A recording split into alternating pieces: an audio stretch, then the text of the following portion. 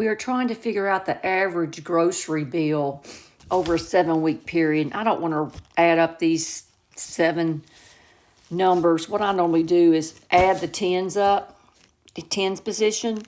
So 7 plus 6 is 13. 13 plus 6 is 19.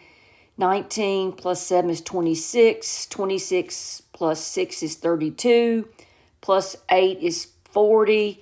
Plus 7 is 47. So that's 470. And then I add the ones place. Okay, 4 plus 4 is 8. Plus 9 is 17. 26,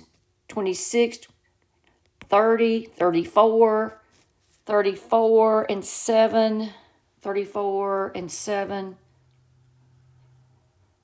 41. And then 7 plus 4 is 11. It's 511. And divide by the number of weeks, which is 7. 7 times 7 is 49.